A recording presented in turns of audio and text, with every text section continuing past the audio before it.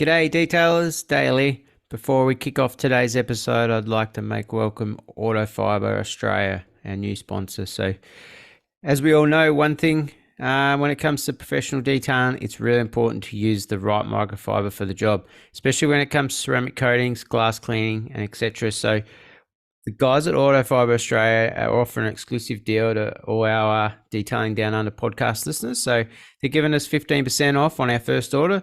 So head on over to autofiber.com.au and use the code 15DDUP.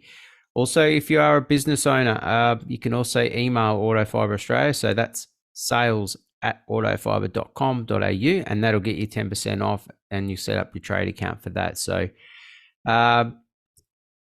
seriously amazing, good stuff, really. I've been using their applicators and scrub ninjas for a while now, even before this pod. So yeah, I really like the brand and what they offer. So, and I wouldn't support it if I didn't like it. So, head on over and see for yourself how good they really are and their products. So, so thanks again, Autofiber Australia, for coming on board, and hope you enjoys today's episode. Thanks. Welcome to the Detailing Down Under podcast, the place for everything auto detailing in Australia right now. Here's your host, Dale Guthrie.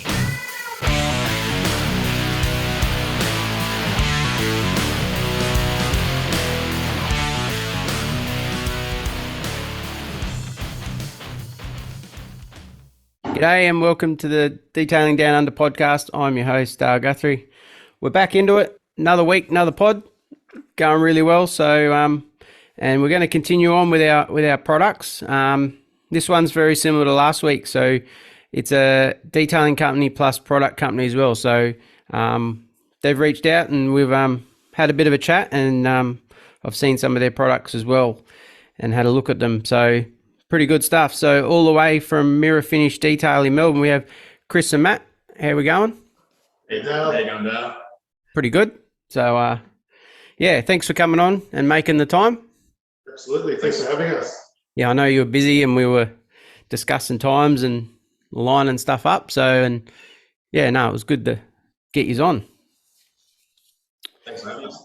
So, we'll probably start with your detailing business side of things, and then we'll get into the products, because I know you've got quite a few products, and yeah, it'd be good to give some advice on what you offer. So, where did Mirror Finish detail start for you guys?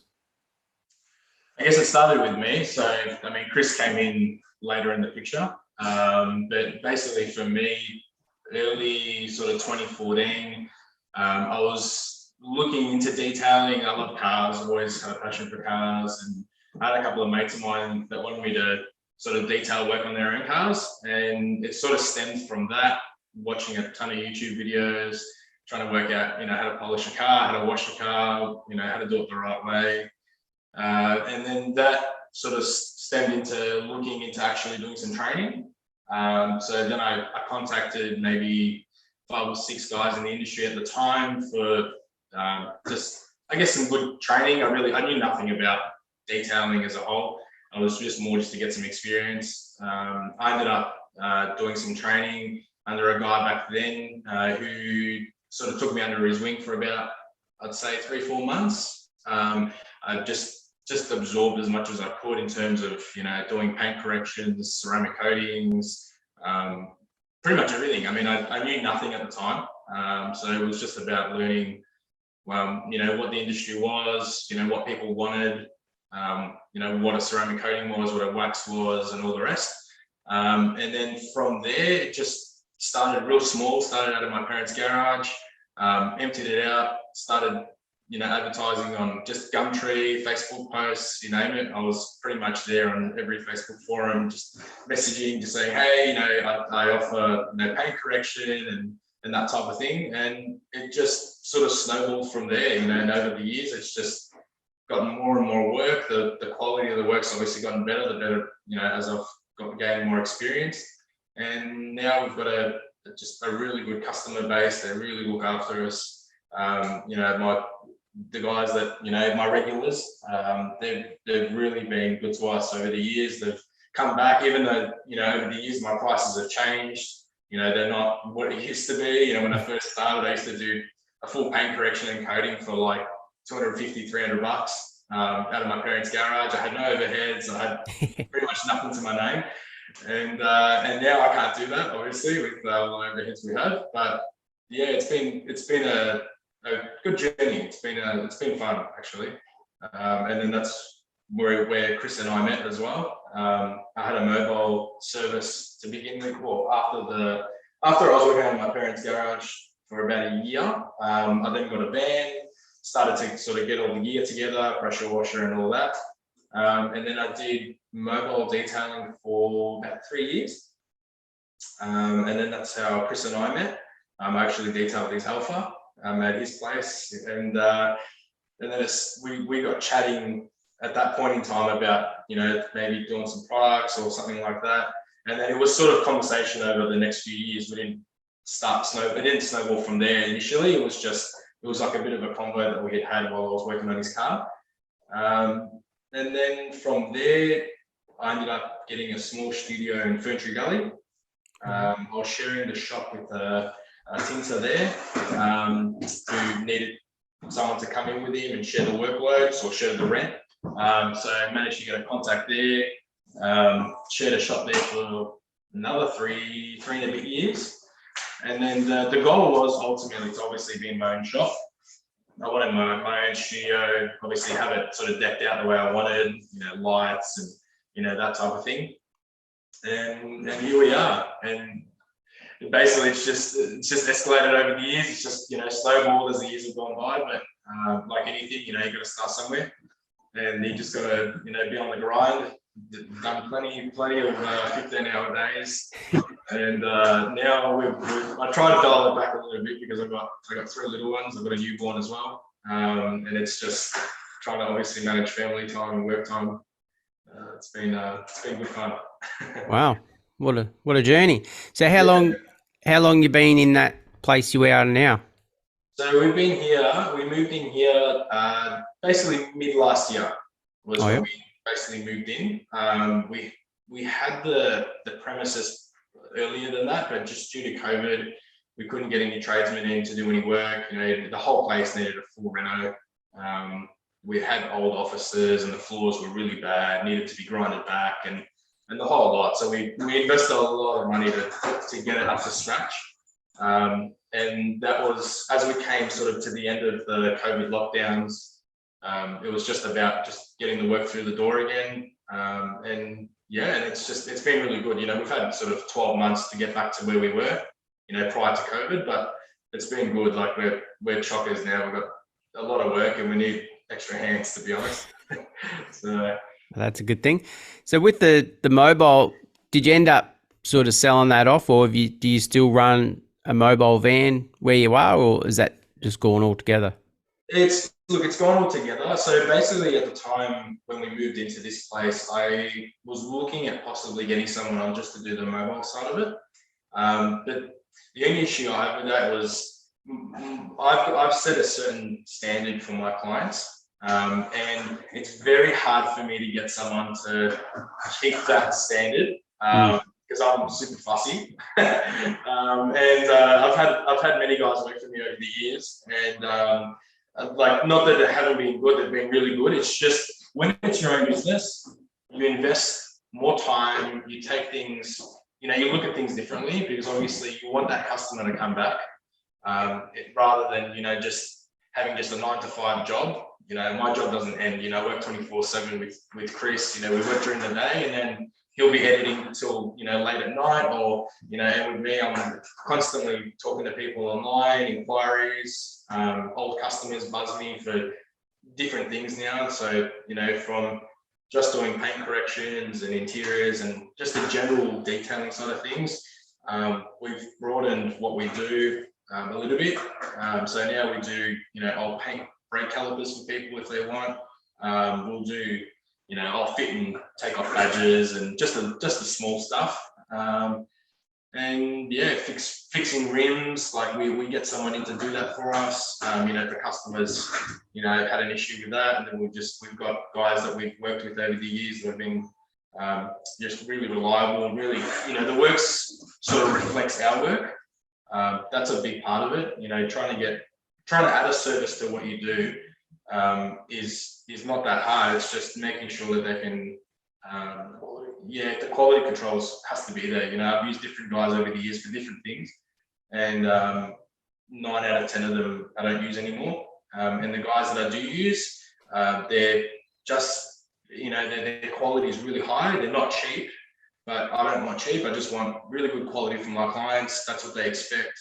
If there's an issue, if any, they bring it up with me straight away, and I say, mate, there might be this, and I say, no worries, And over the years, it's evolved. The quality's gotten better, and the clientele has changed a little bit too.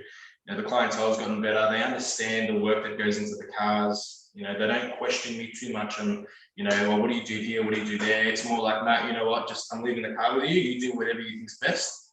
And they pick up the car, and they 9 out of 10 cases, they're absolutely, amazed with what they get. And then it's just, looking after them from there on out, teaching them how to wash the car, how to look after it, sort of educating the customers. That's a really big part of what I do. If not the biggest part of what we do, to be honest, because I can make any car look really good, and then someone can take it, they don't know how to wash the car, and then they'll, within 12 months, it'll be back to square one. So that's a big part of it. No, education's huge after you do the work. Because I was just thinking how you would trying to get your quality right, and then if you do the mobile and it's sort of like half-assed a bit, quick wash and vac sort of thing, and then you go to your shop and you want the high-end stuff, and meanwhile you're still offering the lower. So I get that. So you want to bring it back all to the top level. We prefer to just keep it on the higher side. There's a lot of work out there for the mobile stuff, heaps.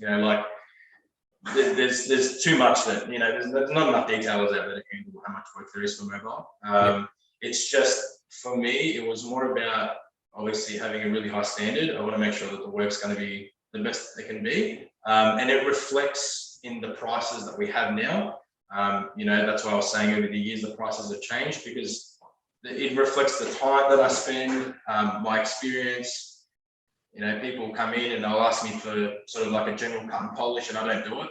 I give the work to someone else that I know who does that type of thing. He's an earlier, he's only started detailing sort of 12, 24 months ago. And it's, for me, when I started, I had guys like that would give me some overflow work.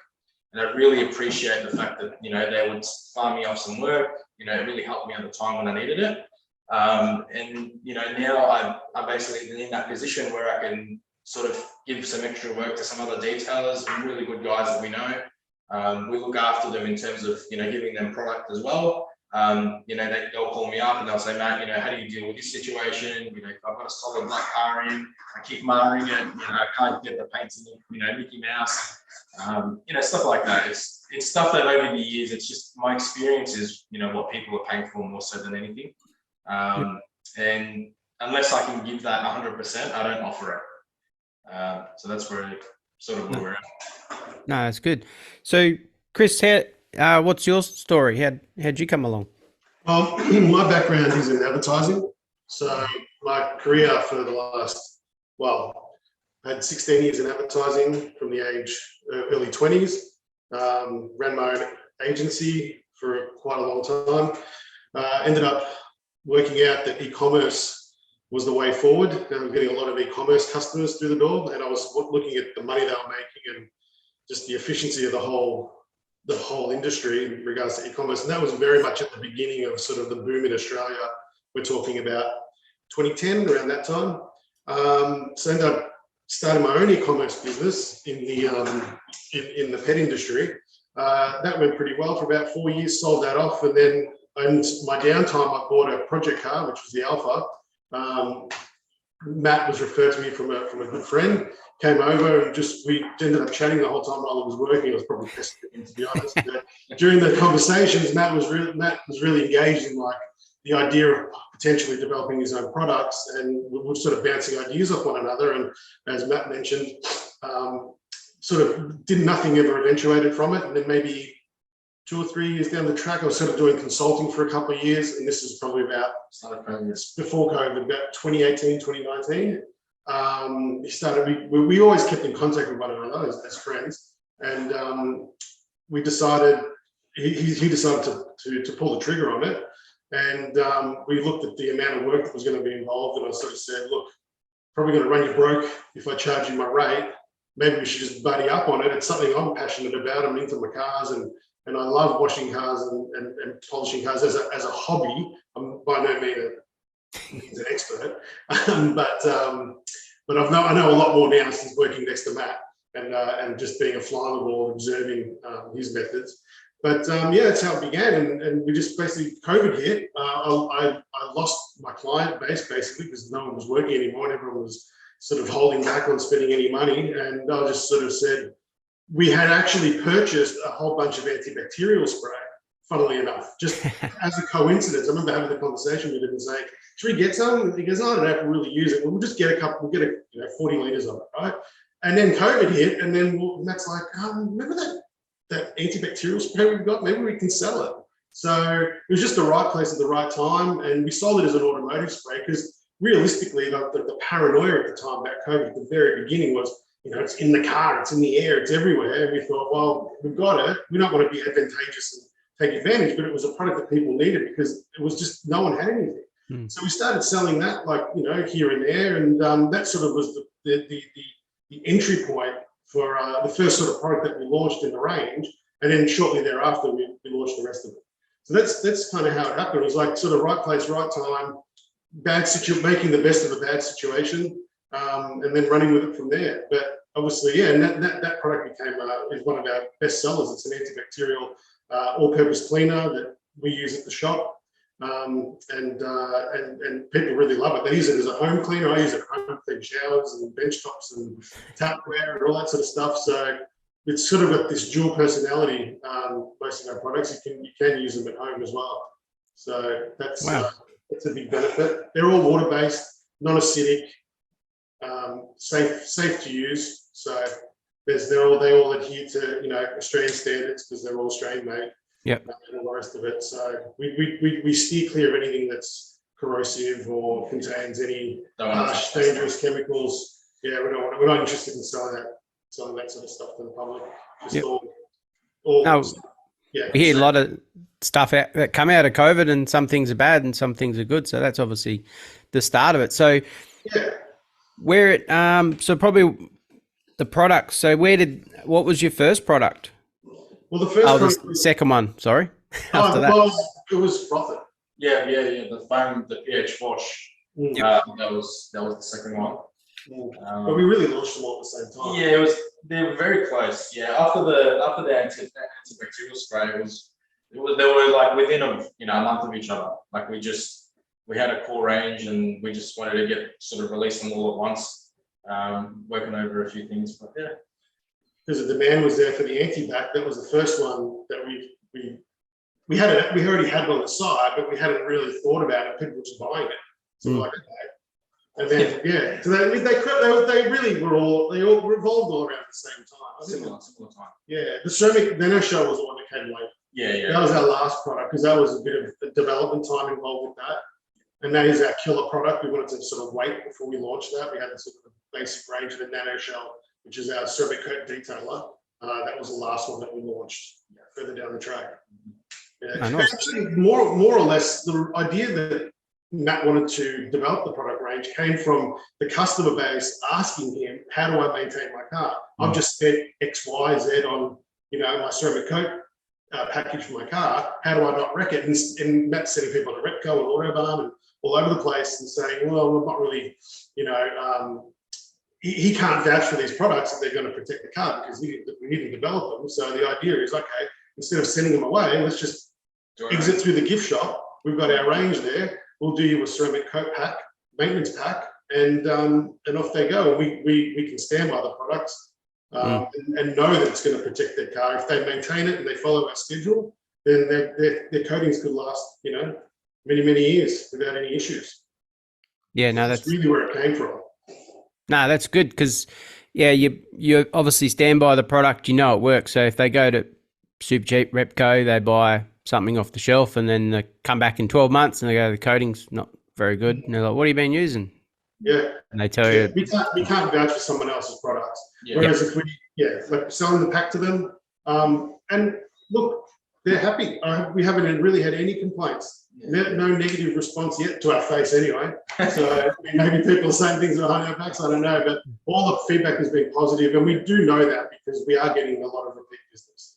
Yeah. So we have all our customers come back and buy larger items from us. So we sell 500 ml, 1 litre, 5 litre, and 20 litre sizes. So we can, and the reason we do that is that we can sell to other detailers in bulk, because we found a lot of small businesses, sole operators, mom and pop businesses, they've come to us and they've said, oh, I'm going off to Repco and I'm going off to Autofiber and I'm paying full retail, right? Because the big manufacturers don't want to really deal with the chemical manufacturers, don't want to deal with it because it's not worth it for them to send a guy out on the truck to sell them 5 litres every 2 weeks or 2 months.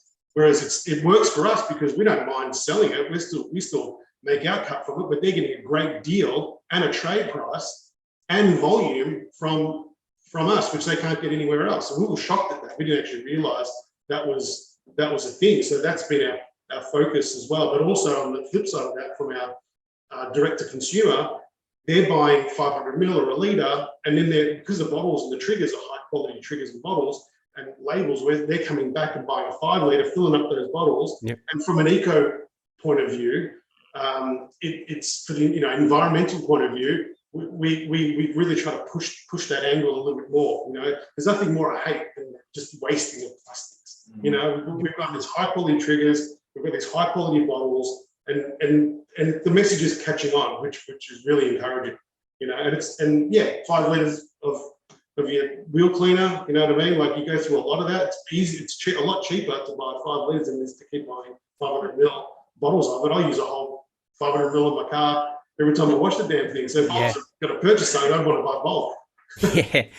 No, that's good having the 20 litre option, because we a lot of people do have the 5 litres, and I know obviously if you are doing high production turnover of cars, 20 litres is good. 5's okay, it gets you by, but 20s is a great option. So probably we talk about Australian made. So everything's made. Where is it produced, and how and where and why? It's produced in Melbourne, Victoria.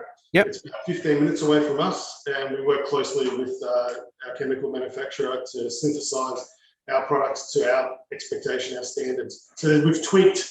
Some of them that come as a sort of a base product, and we tweak them in certain ways. So, for instance, a perfect example is frothed, our snow foam. That's about, I think it's our 4th iteration of that snow foam to get it to froth the way we want it to froth, and to perform the way we want it to perform.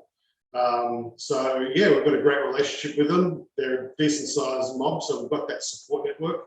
And the plan is, they really support us all the way. So they want to see us grow, and it's good to have that relationship. We want to keep everything Australian made. Our bottles, our triggers, our liquids, everything from that side point of view is Australian made. We do get some stuff from overseas, such as our drying towels, but that's just something we can't control. If we want to be able to offer it, we have no other option. But from a chemical point of view, it all has to be Australian made. We can control the quality, we can control the volume, and we can also it's just a nice have to tell customers that it's made here as well. Yeah. And also from a safety point of view, if I'm going buying something from abroad, there's no 100% guarantee you know what you're getting. Whereas I can walk into the factory, I can see the products being made. In fact, we went there recently, just at the new facility, and had a look around, and they're literally just showing us as they're making our product. And it's good to see that. It gives us confidence to sell to the consumer. From just safety and quality point of view, we feel more confident having it produced.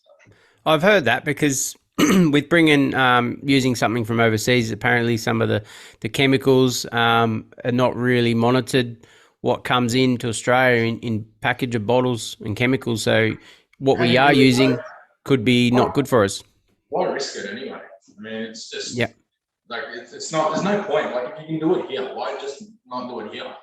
I mean, unless you're bringing in like different brands and you're selling, like, if you're a detailing shop or something, like a supplier or whatever, and you're bringing in, different brands like chemical guys and all the rest. Okay, well, you're relying on overseas, quality control to then make sure that it's okay. But why do that when you can do it here anyway? Like, we've got the facilities in Australia to do that. It's just not many people do it because it's just not heard of. Like, manufacturing in Australia has really gone overseas. There's not much left here. So I think people just have that mindset that, you can't really get anything made here, but you can. You just got to search for it. You just got to talk to the right people. And generally speaking, people get excited about it because it's like, oh, awesome, more Australian-made products. That's all we want. Why are we farming stuff, overseas when we've got industry here that can still do it? We're lucky in a way because you've got to find a local manufacturer who wants to work with you. Like, as a startup, we have to go and plead our case. Yeah. We've got no products at all. So there's a lot of relationship building on that end to say, okay, we're going to supply these nobodies with very minimal amount of product, do they really want to deal with us? But when we sort of explain our business plan and our goals to them, and they saw that we were legit, and that's experience in detailing, having a business that's already over 6 years old, they're like, okay, well, these guys are here to stay, they're serious, and that, so it's not as easy as it sounds. But another benefit to Australian Made, other than a feel-good story, is that we can pass on the savings to the customer, because importing liquid from overseas, the freight is actually quite expensive. So that cost is being passed on to the customer, where we don't have that issue. We haven't got that problem with freight. We just got to freight it from our location to direct to the customer. So we're not passing on that expense. So they're getting a high quality product at a cheaper price. Yep.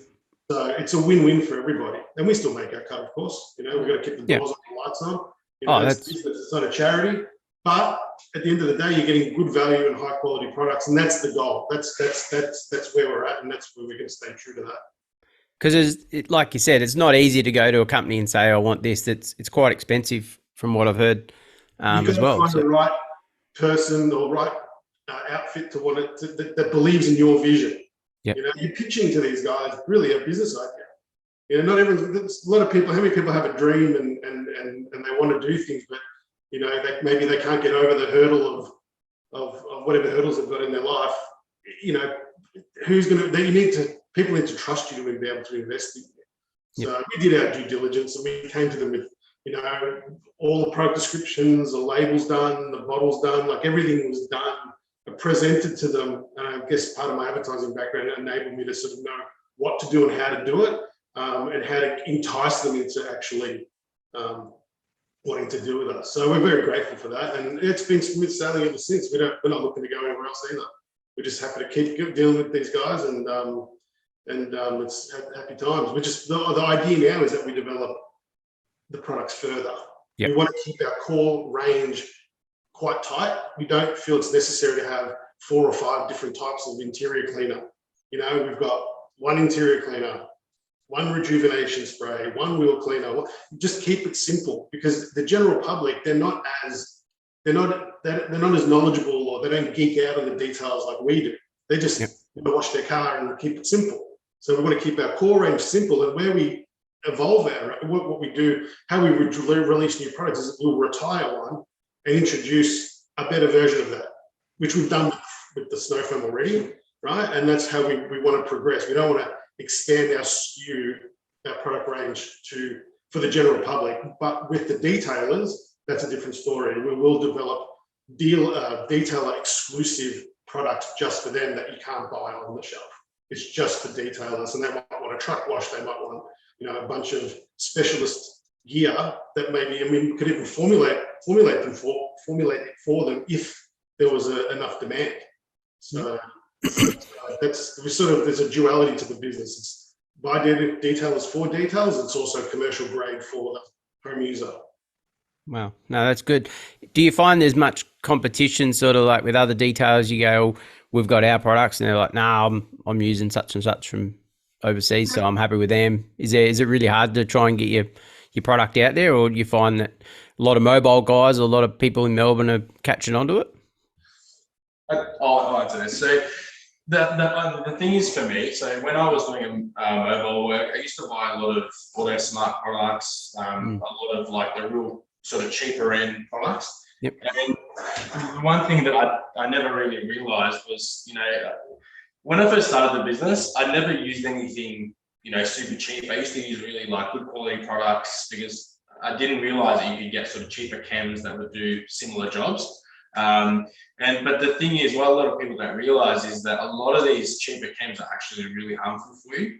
Like they've got a lot of really nasty chemicals in them that over the years, okay, it's not proven now, but in 20, 30 years time, if you inhale enough, acid wheel cleaner, you might get cancer from it, because of certain chemicals that are in it. So a big part of what we sell is I know that it's safe for people to use, and they're not going to run into that type of risk. And for me, that's, as a business, especially with selling products, like we know 100% that we're in the clear.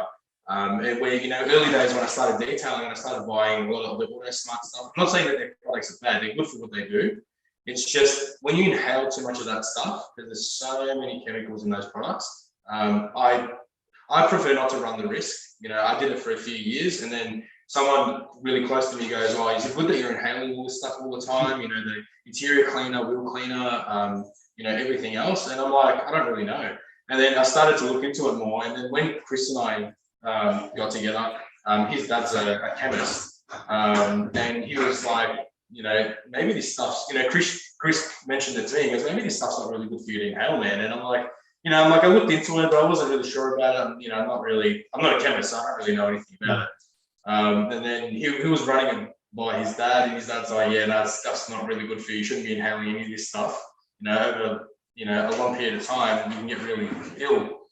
And I think that changed my perspective on the products that we use. And now we're like, unless I know 100% we're happy to give it to someone, I'm not going to just offer something just for the sake of offering it. So it's got to be sort of good at what it does, but it's also, I can't be harmful, because I can't have that on the back of my head, 20 years time, and we've made people sick or whatever else. I can't live with that. So it has to be, like good products that are not going to kill you, basically. And that's why it reflects in the price. Like making good products that we know, are not going to harm your health long term. It requires more development, more time, and you got to make sure that it's going to be okay for people to use. I don't want people wearing respirators and gloves, and what does that say about the product? You read the labels on the back of like some of the big manufacturers, and you're like, man, is this even safe for people to use? Like it's too aggressive. So yeah, that's a big part of it.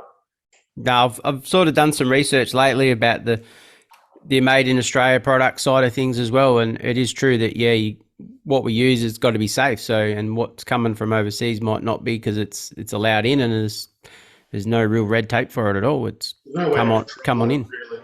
There's no way to control it. Look, there's a lot of the chemicals Matt's talking about, those harsher chemicals. They do come with a warning that says wear a respirator. Wear eye protection, wear a respirator. People just don't adhere to it.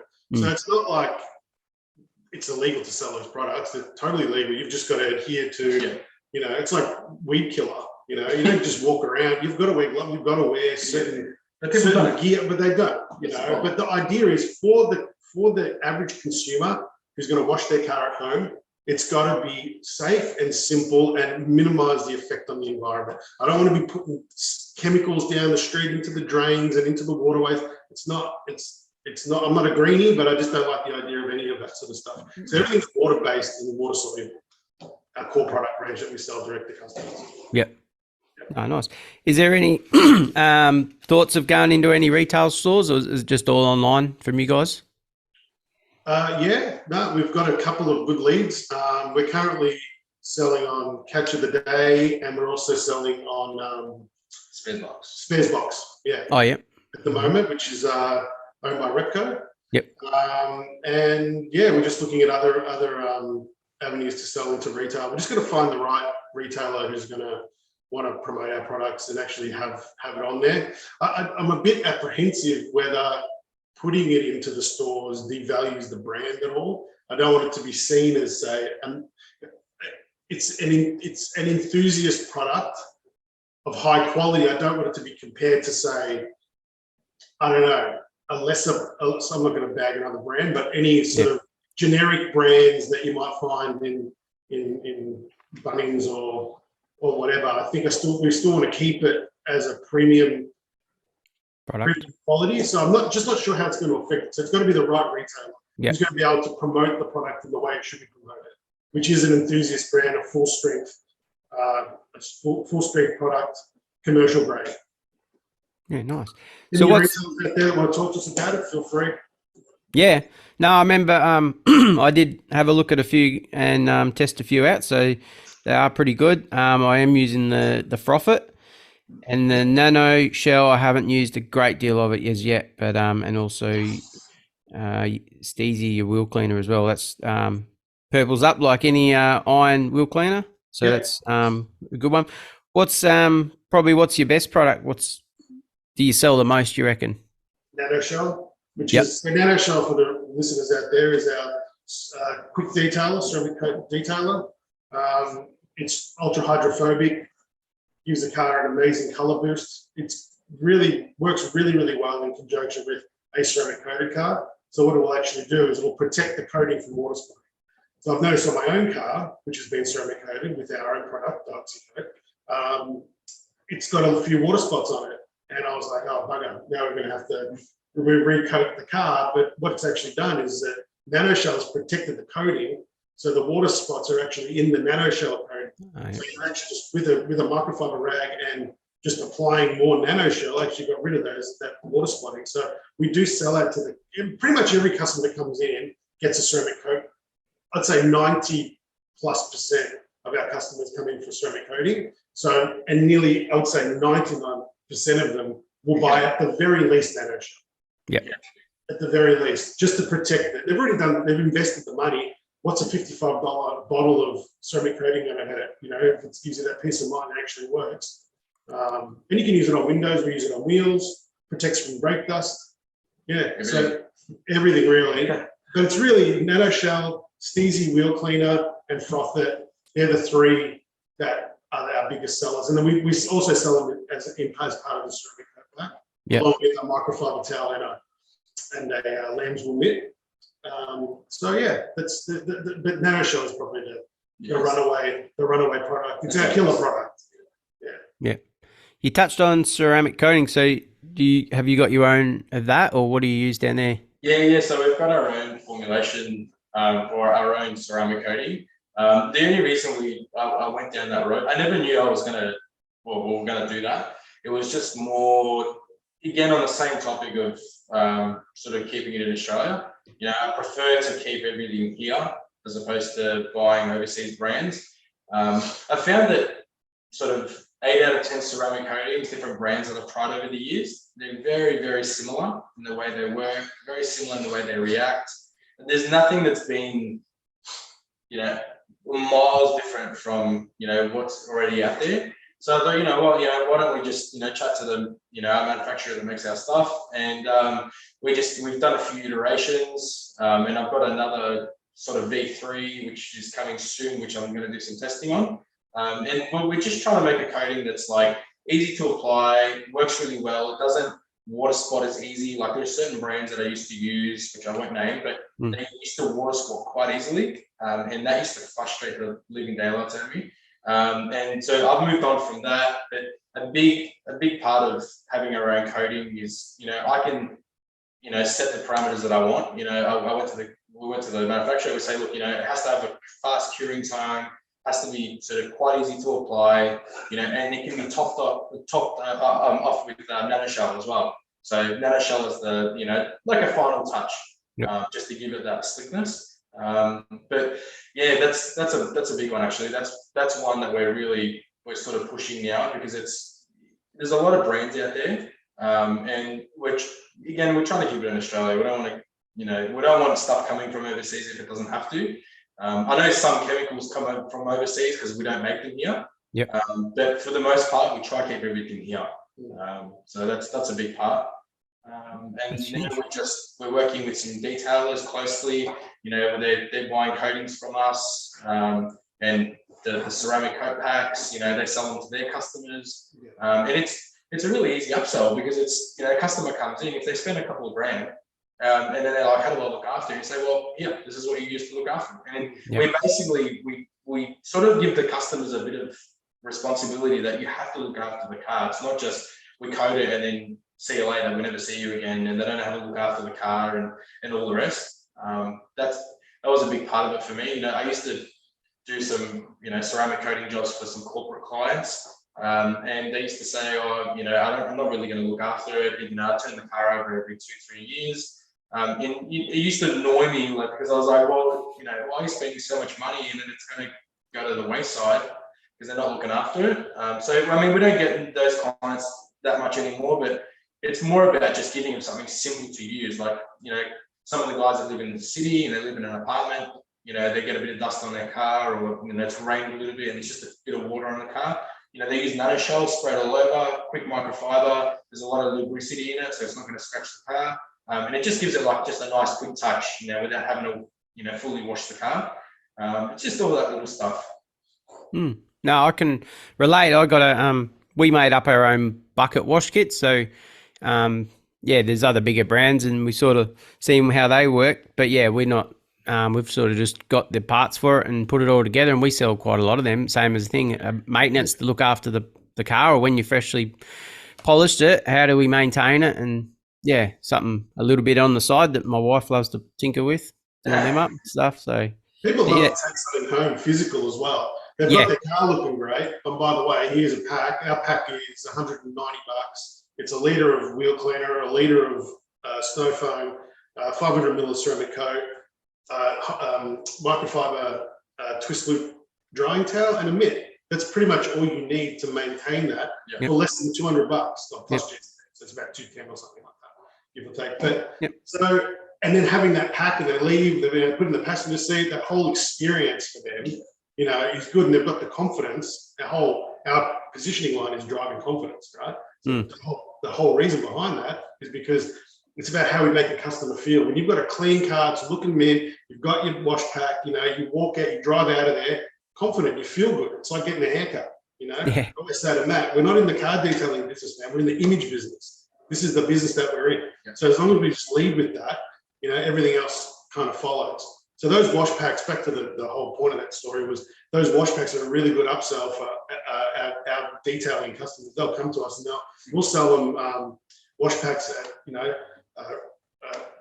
heavily discounted prices, and then they can make a little bit of money on those packs as well. It's not a huge amount of money, but just a little bit extra, and it's no effort for them, and their customers feel good about it, and exposure for us, the brand, to a customer base that we probably wouldn't have otherwise. So it's all win-win, really. It's really trying to be a win-win for everybody. We're really trying to elevate the industry without having, by sort of coming in there and saying, look, we support other detailers. We're not trying to take your business away from you. We've got our clientele, like Matt said, he's built this business and he's got a loyal customer base that just are on a rotational basis. We're not going out and seeking new work in the detailing space. So that's why I think a lot of detailers trust us. They're like, okay, we've established that. We're not trying to steal your business. You know what I mean? Just you go off and do you. We're just trying to sell products and stuff. So, if we can, they want to try and make their own products, so good for you. Have a crack. It's not easy, but it's not impossible. It's just a lot of work. And when you're working full time on cars, it's very hard to sort of do something else. It's such a time-consuming, business to be an actual detailer. It's early mornings and late nights, and by the time you get home, do you want to start working on your side business, or do you want to play with your kids? So that's where we sort of step in and go, look, here's some products, we've done all the hard work, you go take it and make some money off it. So that's how we're approaching it. No, it's a great business model, so it works. Just on the coating, so you say other guys, can anyone purchase that, or is it just other people just testing it? At this stage, it's just detailers can purchase it. We're not going to do anything direct to the public. I don't trust people. Again, it goes back to having a bit of experience. I don't want to just give a ceramic coating to someone who doesn't know what they're doing. We've had one or two customers that are not a detailing business buy it from us, but they've been detailing for themselves for a long time. They've got enough experience. They had a chat with me. I sort of got a feel of where they were at, and I basically pre-qualified them to use the product. and they've used it and they love it. So it's more just direct to the detailers. I don't want to. The thing is too, dilutes what you're selling as well. You know, like there's a lot of ceramic coatings out there that you can buy just direct to the public, and it really dilutes the brand. You know, we want to keep it premium, keep it just to the detailers. You know, we don't want 1,000 detailers in Melbourne using the same product. Again, it dilutes the brand. We'll try to keep it to a small core list of detailers that they share the same ethos as us. Like just high quality, really good work. They look after their customers. They give them a ceramic coat pack. It's just all about that. Just keeping the quality as high as possible. It's definitely not a volume business. We prefer to. It's just the best of the best. That's all we're trying to do. Yep. Keep it a bit. We don't want a situation. We don't want a situation where you've got a customer who knows nothing about us. They get their car coated. They're not happy, and they come back and say to us, "Oh God, we used the coating and it's rubbish." Yeah. And we got no way to control it. Yeah. That's right. We don't want to make it an exclusive club either. I think that's silly. But we want to be able to qualify the detailers to a point. To a point. Anyone can get on our site and buy it, to be honest, from a trade point of view. But realistically, it's more face-to-face sales at the moment. Yeah. We're selling face-to-face. People want to try it, but there's no real way to control it. All we can really do is put our best foot forward with the product, and see how we go with there. But it's very early stages now, so it's just we're still trying to work out how it's performing long term. We've done our due diligence, done our testing ourselves, but now it's time to put it out in the real world and get people to sort of use it. So we're keeping it sort of tight at the moment. Is it what sort of durability rating you got on it? So it's minimum 5 years. So if we say basically 5 to 9 with the nano shell used after every wash. Yep. So if it's not used, we say, look, you'll get up to 5 years. That's no worries. It's just we recommend using nano shell after every wash. Just as it keeps the car super slick. Because over time, ceramic coatings, obviously, they dissipate. So we try to say, look, keep the finish. Just keep applying from day dot, and you won't have an issue. I mean, I did my wife's car almost 12 months ago now, in the first version of the coating that we had. And that car has had 2 washes in 12 months due to the time I can't wash that car. And that sits outside, it gets water in it all the time, sun comes out. And I gave it a wash not so long ago, and it's still super slick to wash, like very easy to clean. I did notice a couple of very light watermarks, but it's the expected. I haven't looked after it. I've literally abused it to get sort of a worst case scenario of what someone would get if they didn't look after it at all. And that's what I want. I'm always on everything I do. It's worst case scenario. I don't do best case scenario, because then if I can work out what the worst of it is going to be, then we can sort of go from there. So that's the biggest part. Whereas I'm the opposite. I babied my car with the coating. I wash it. I use all our products. I manage it nearly every wash, and it beads like crazy. Yeah. So. Oh yeah, it's 2 ends of the spectrum. He does it for a job. I don't. That's why I do it for joy. Enjoy washing. So you've obviously taken up, Chris, on how to wash a car after a few years. Yeah. I've always been fanatical about washing my car. Yeah. But for me, it's the physical act of washing and detailing is not my job. It's not what I do for a living. So I'm the product guy, I'm the marketing guy. So for me, it's a joy. Yeah. I do it for relaxation. Yeah. And I suppose in a way that helps me deal with the direct to consumer, because Matt talks with the details and I talk to the consumer, because I'm the guy who is a casual washing guy who just does it for fun. I've got a classic car that I pamper and look after, and Matt talks to the details about the nuts and bolts of the operations of their businesses and what's products they'll need in their arsenal, and help them with, helping to choose polishes and different compounds and stuff like that, where I don't do any of that. I'm more just straight to the customer, which is good, because you relate to them differently. Yep. In that way. So it's good to have that duality within the business. I think if it was just me without Matt, it would be wrong. If it was Matt without me, it'd be wrong. So together it works. It's a good balance. But also we are developing a range of polishes as well. Yep. That's another thing that we're gonna get into. And again, exclusive for detailers for the minute. Yep. Until we really button them down. Yeah. Be a bit of work involved with that one. Yeah, there is a bit. There's definitely a lot. A lot of testing. A lot of testing. Definitely a lot of testing. And there's a lot of really good products out there too. So there's, it's not necessarily like we're trying to compete with other products. I want it to be, for a purpose, it's going to do a really good job. And we want to try to keep the price point not like at the extreme end, where you pay like 120, 130 bucks for a litre of, cutting compound, with certain brands. Like we want to keep it affordable to detailers so that way you can actually make money. The thing is that like a big part of me shifting into the product side of things, I mean, with Chris and as a business, was before that I was spending, out of control. I was spending so much money on wash products, liquids, polishes, and all the rest. And I looked back through the year, and I looked at the books, and I was like, man, look how much I'm spending here. We could probably do our own with the amount that I'm literally spending on all these cars. Yep. So that was another big sort of key factor in that as well. And making sure that all the products we have are concentrate, so you can dilute them down. If we, even with our wheel cleaner and the CZ, 1 litre, even if you use half, and you can still top it up again with water and use it again. Okay, it won't be as strong, but it'll still do a really good job. Yep. So we keep it like as concentrated as possible, so that way it's you get more bang for your buck. And it's not a super cheap product. It's not really expensive. We sit in the middle. We just want it to be affordable for everyone to be able to buy it, but obviously it's high quality. That's the main thing. Yep. We had a customer come in yesterday who bought 5 litres of our snow foam over a year ago, and he goes, I've still got like 250 mil left.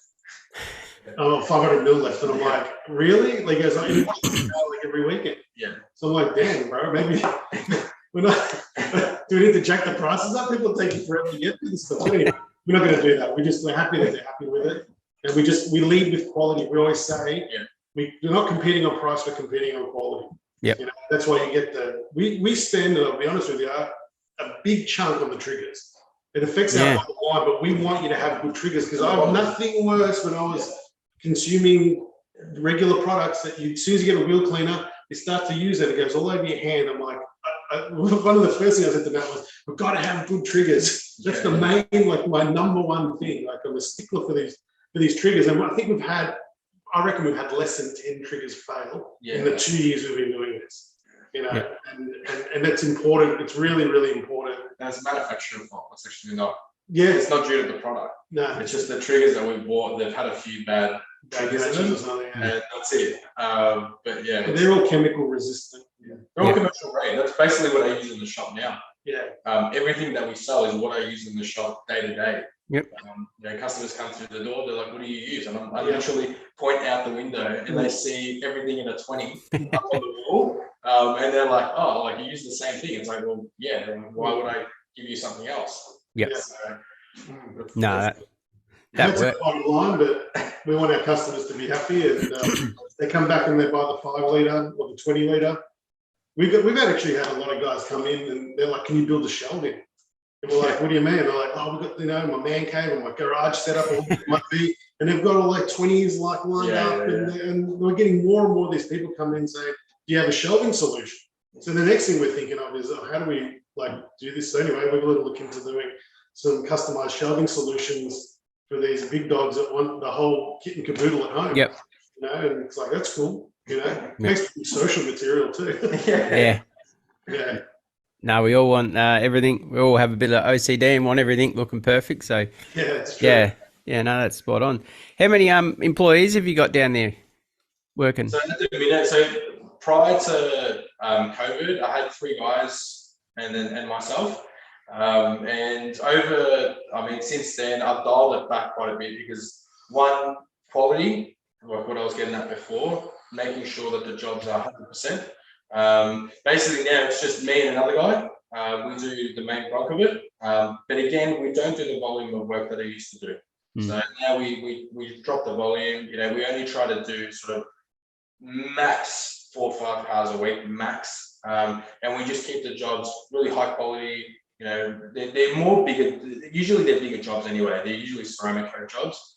So, whether they're a new car that comes in or whether they're, a car that, like a HSV from 2018, when it's a full correction and all the rest, then obviously they drag out to be sort of 2-3 day jobs. But generally speaking, we try to keep the volume really low, so that way the quality is really high. And it's not about a numbers game anymore. We just try to keep it, 3-4 cars a week is enough for us. We don't need to do any more than that. And I have customers all the time that'll call me, Matt, can you fit me in this week? Can you do, early next week? And I'm like, man, I can't do it. And I won't do it because I don't want to rush their car and then they're not happy with the quality of the work. So, we booked up about sort of 3-4 weeks in advance. At the minute, we're booked up until the end of the year. So I've got some really big cars coming in that are going to take a bit of time. The last 2 jobs for the year are going to be a 1500 Ram and a Caravan. So we're coating both of them top to bottom. So that'll take up a good chunk of time. So, wow. Now you got a fairly good looking studio down there as well.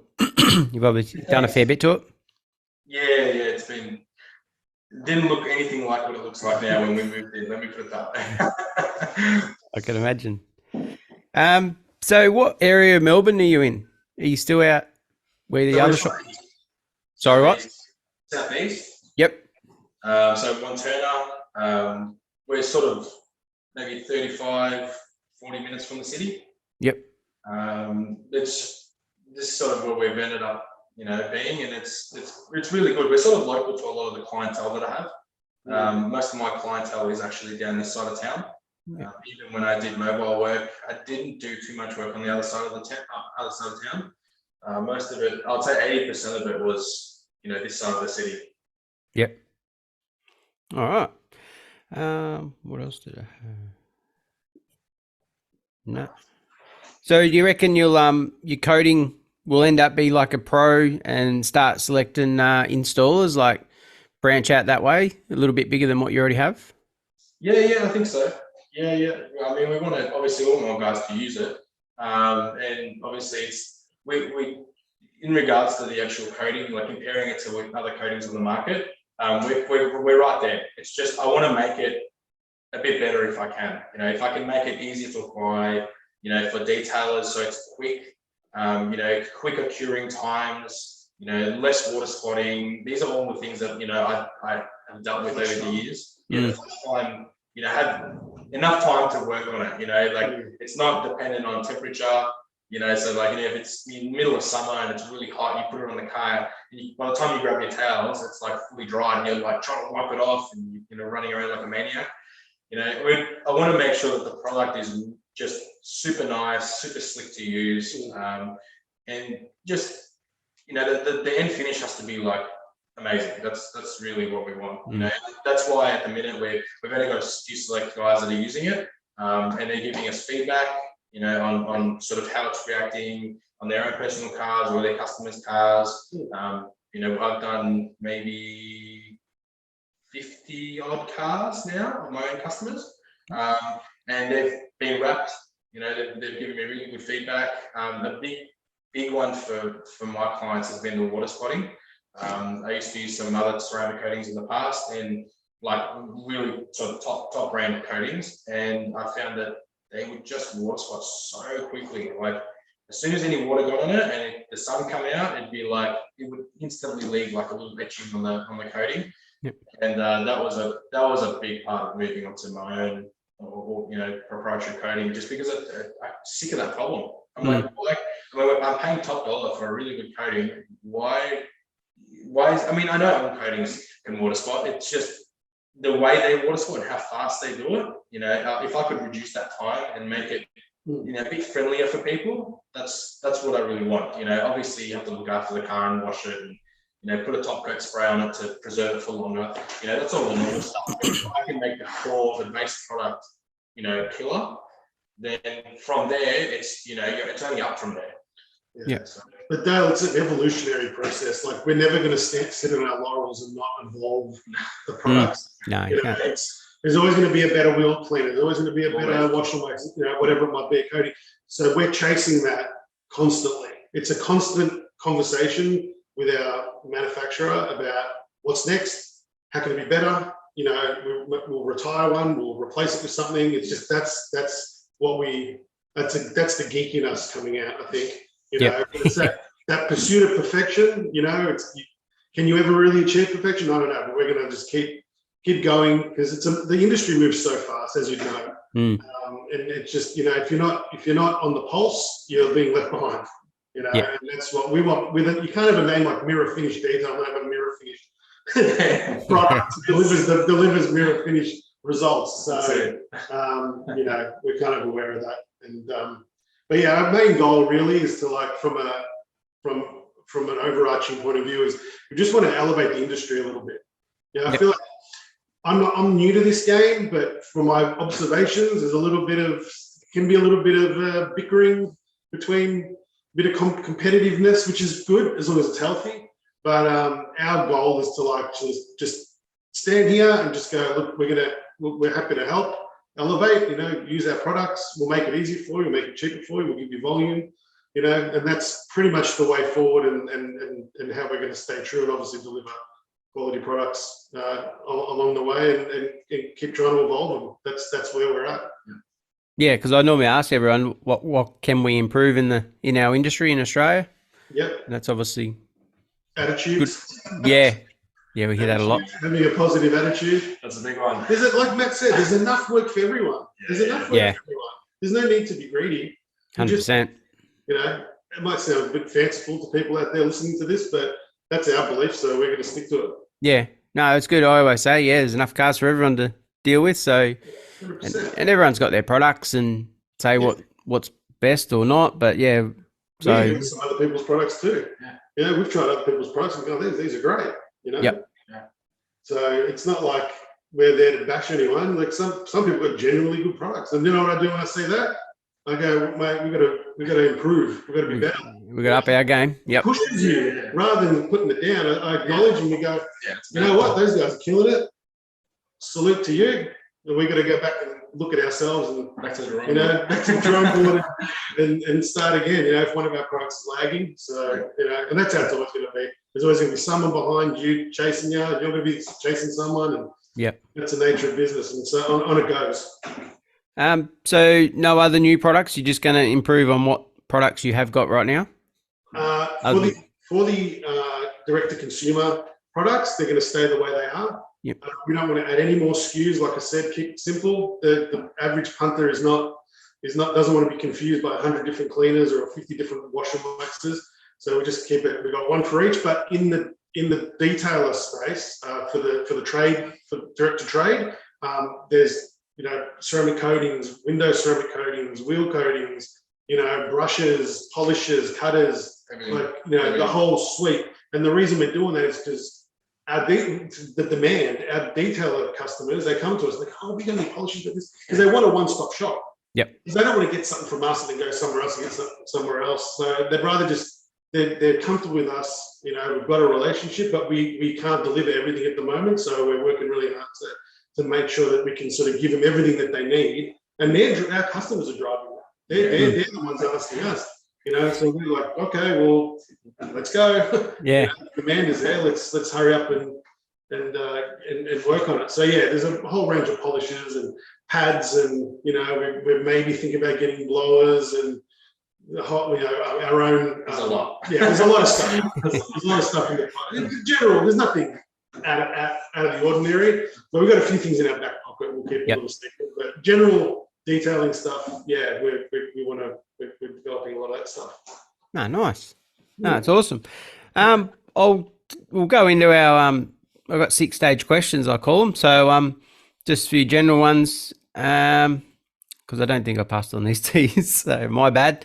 Can you remember what your first ever detailing job was? First ever did. Yeah, well, I mean, as a professional or just in general?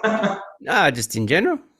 Oh, well, the most memorable one for me was, this started it all. A good friend of mine out of high school, he had an S15 Varietta, which is like a convertible Sylvia. Yep. And the boot was sort of a bit faded.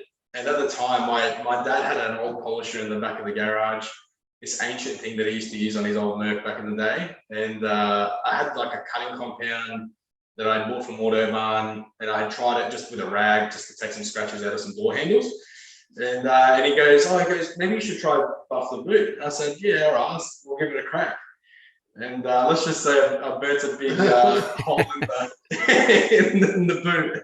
And he was laughing. It was sort of already too far gone. He was going to respray in the car, so he was like, "Whatever, I don't care. Just go for it, and if it works, it works." And all I remember to this day was this round mark where I just polished for too long, and it had gone hazy in like this one big spot. And ever since, every time I see him, he goes, "Do you remember the S15?" He brings it up every time. But, that's probably my most memorable detailing experience.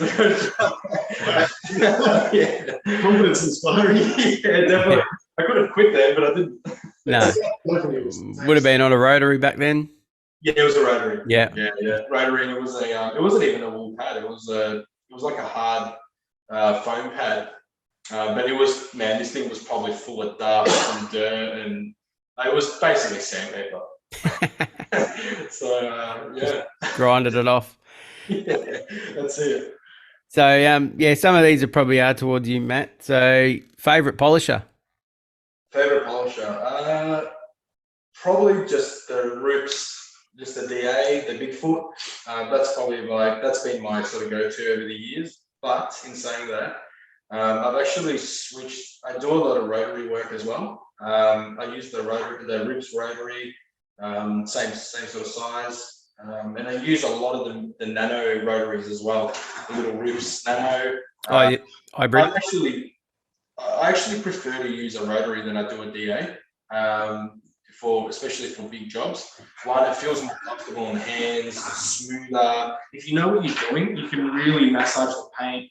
You can get it warm. You can really, the way you use the machine changes. You're more involved with the rotary, obviously, but I prefer the feeling of a rotary in the way that it not only cuts, but it just feels nicer. Like when you know how to use it, it feels a lot smoother, believe it or not. So it's, I love the DA. I still use the DA, but it's just for general correction work, anything that needs a bit more than the stage one. Rotary is really my go-to, and I can finish with a rotary as well. So you just got to know what you're doing. Yeah, we hear that a lot. You can finish pretty well with a rotary if you're onto it. Yep. This is probably a no-brainer: ceramic or PPF. It depends on what you're doing. Like for me, PPF it obviously has its advantages. It's going to protect the paint overall, whether you're daily driving or whether it's a track car.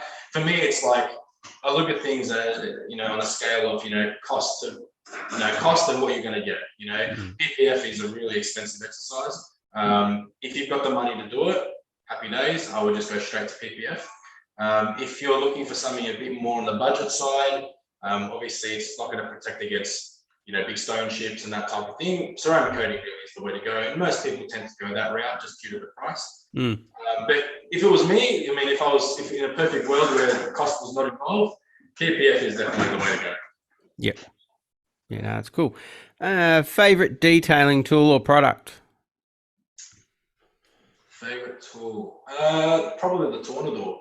Yep. That's probably the one of the best sort of detailing tools in the arsenal. It just, doing interiors, just whips them out in no time, real fast. You get all the dirt, dust out of all the carpets and whatnot. That's probably the weapon of choice, especially for interiors, I'd say. Yep. But other than that, obviously my rotary is it's rotary in one hand and Tornador in the other. That's the way I see it. Yeah. So another one, biggest tip for any detailer starting out these days. What's your tip, you reckon? Buy our products.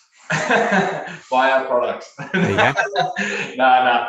Look, really, the main thing is just do your research. Like if you want to learn how to wash a car well, there's a million videos online now.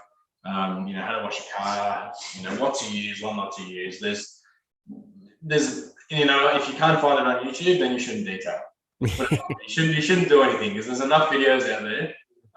for any non-experienced person to learn how to, do some detailing or some form of it.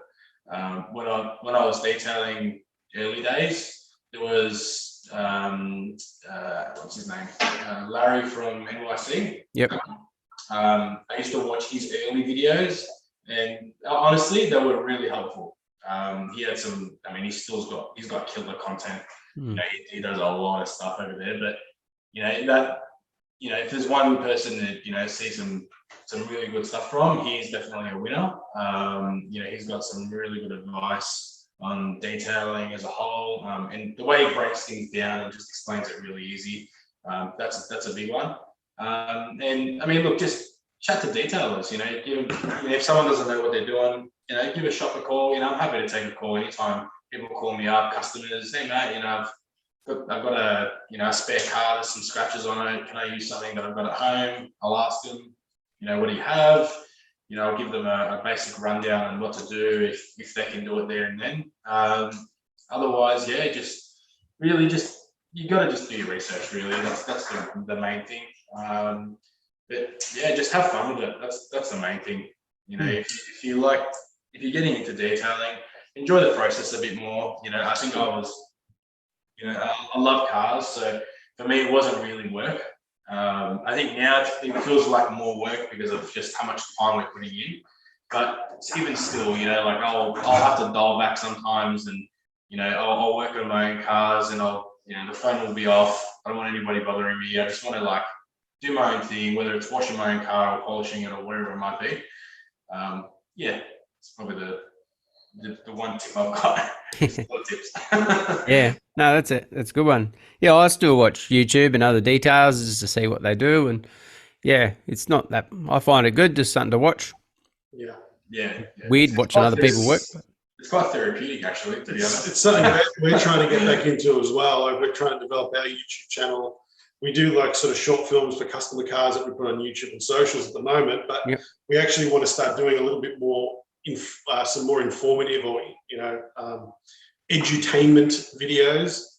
Education, which is also entertainment. So that's something we're moving towards now. But just another thing to give back to the community. It's a free avenue for people to get on and get some information and maybe clear up a couple of things that they might not be sure of, and build a bit of a resource. An FAQ on our website, combined with the videos, and then obviously they can give us a phone call and can offer training to them or whatever it might be. So yeah, it's a powerful tool, the YouTube. No, it is. Yeah, a lot of work, but it's good, and they could probably good one for your products as well to show how to use them or stuff like that. Well, it's just that it's got to be beneficial for everyone. We don't want to just be hard selling people, buy this. Give a little back, give a little back, give a bit of information. There's a bit of leeway that comes with it. So yeah, again, back to elevating the industry. That's all part of our goal. Yep. No, that's good. That's how it should be. And just one more, interests outside of detailing. What do you both like to get up to when you don't have to work? Cats. As a cat enthusiast. We're I think I can speak for both of us. We're definitely motor racing enthusiasts. Nice. Matt's got currently building a race car, as his brother-in-law is, and I've got a sort of classic car that I like to take to a couple of tracks around Melbourne and whatnot. So nothing's full serious, but we're definitely into our motorsports, that's for sure. And it all sort of melds into one. But something outside of cars, I actually like architecture, cooking, things like that. So yeah, try to be a bit more, try to broaden my interests.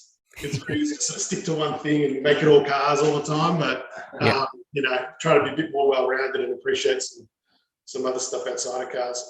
Awesome. I think outside of cars, probably. I mean, I like to gym. I've got a gym at home. So training is a passion of mine, and sort of martial arts, that type of stuff. That's probably the most of what I do outside of anything car related. Yeah. And spending time with my kids. What's the motorsport you follow the most? I follow Formula One. Yep. Mainly, I'm not on the bandwagon of the Netflix series, but I've followed Formula One since I was a kid. Yep. In the 90s and 80s. I show my age now. So outside of that, I don't mind watching Bathurst when it's on. V8 Supercars. And I've been starting to follow the DTM, which is the German Touring Car Championships. I've been watching a bit of that on YouTube and getting into it, and MotoGP. Yep. So I mean, you put anything in front of me into motor racing, I want to watch it. Yeah. Pretty much. Yeah, I'm the same as well. So, no, it's awesome. So, all right. So, how can anyone reach out to you guys? I know we chatted a fair bit on Insta and stuff like that and emails. So, Yeah. Insta, phone calls, Facebook. Come past the shop if you want to face-to-face with us. Got live chat on the website. So mirrorfinishedetail.com.au and shop.mirrorfinishedetail.com.au. Both of those addresses have a live chat, which comes through direct to me at the moment. So if anyone has any questions or concerns, or they want to book something in and they don't want to go via email or make a phone call, there's live chat. Yeah, happy to take calls. Yeah, whatever, email, anywhere, socials, DMs. Yep. We're everywhere. no, awesome. So, we'll wrap it up. So thanks, guys, and I think anyone that's out there listening, check out their website and their products. So, they're pretty cool. I don't mind them at all. So, I think it's great what you're doing for the industry, and especially Australian made. We love that. So, I think keep it up. It's good stuff. Thanks, Dale. Appreciate that. No dramas, and thanks for your time, and thanks, listeners, and we'll see you and chat all next week. Thanks. Thank you. Cheers. That was another episode of the Detailing Down Under podcast. Subscribe now for everything auto detailing in Australia.